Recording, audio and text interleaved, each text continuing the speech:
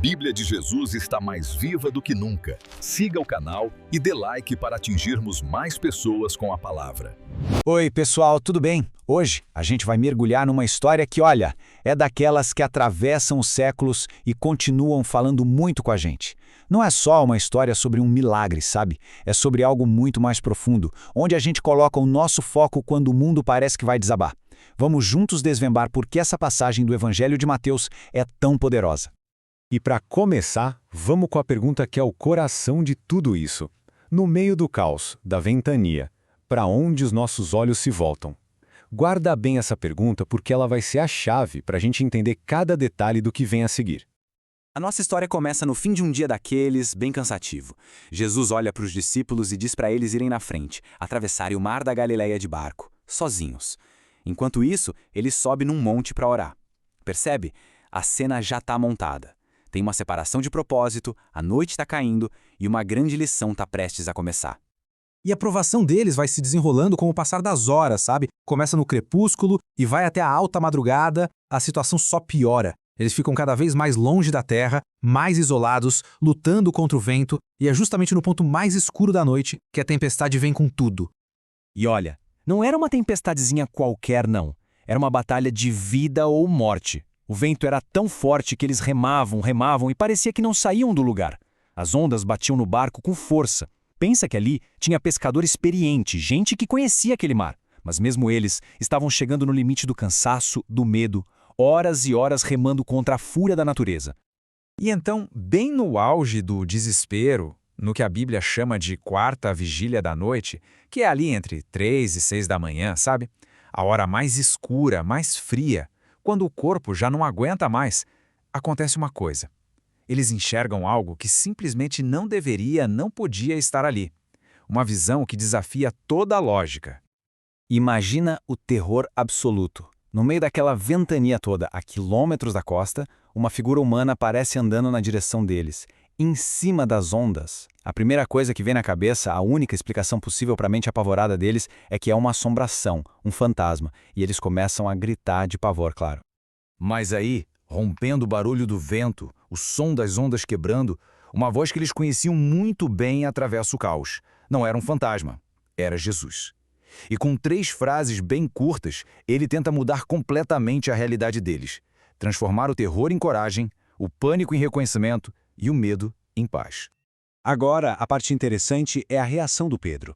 Ele era sempre assim, né? Impulsivo, o primeiro a falar, o primeiro a agir. Ele não fica só aliviado, não. Ele precisa de uma prova ousada, que colocasse ele mesmo dentro daquele milagre que ele estava vendo. Pensa na ousadia desse pedido. Ele não fala, Senhor, acalma a tempestade. Não. Ele diz, Senhor, me chama para fazer o impossível junto com você aqui dentro da tempestade. É um salto de fé gigantesco.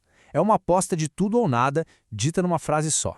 E a resposta de Jesus é uma única palavra, mas carregada de poder, de convite. Vem. Simples, direta, aterrorizante e ao mesmo tempo cheia de promessa. A porta para o impossível tinha sido aberta. Esse é o momento, a hora da verdade. A teoria acabou, agora é a prática. Pedro precisa agir, precisa confiar naquela palavra que ouviu e deixar a segurança do barco, mesmo que frágil, para entrar de propósito na mesma tempestade que ele tanto temia um minuto antes. E o impossível acontece. Por um momento, Pedro desafia as leis da física. Ele anda sobre a água. Mas então ele comete um erro crítico. Ele tira os olhos do alvo. Ele para de olhar para Jesus, que era o autor do milagre, e começa a olhar para as circunstâncias do problema. O vento uivando, as ondas gigantes.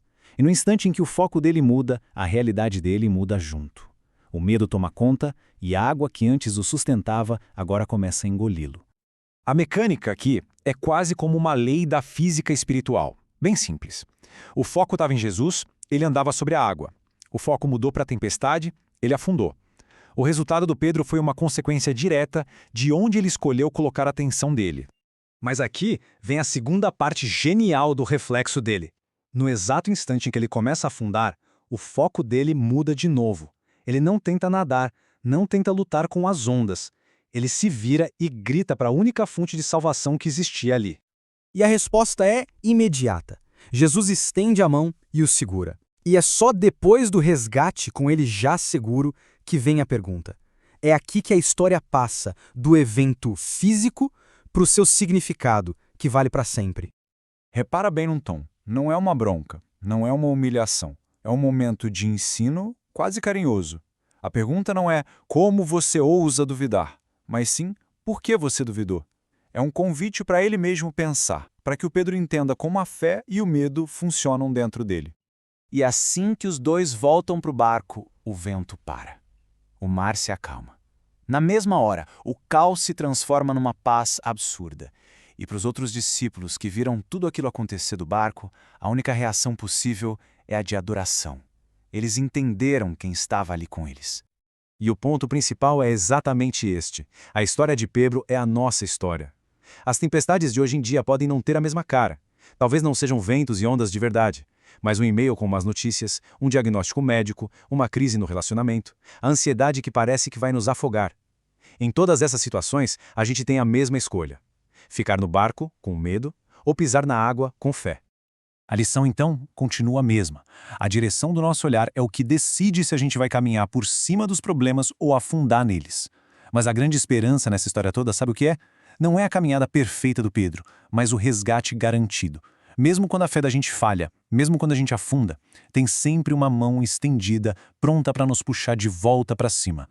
Isso nos traz de volta a nossa pergunta lá do começo, mas agora de um jeito bem mais pessoal. Olhando para a própria vida, para as tempestades que cada um enfrenta, quais são as ondas que mais dão medo? E o mais importante de tudo, para onde os olhos estão olhando? A Bíblia de Jesus está mais viva do que nunca. Siga o canal e dê like para atingirmos mais pessoas com a palavra.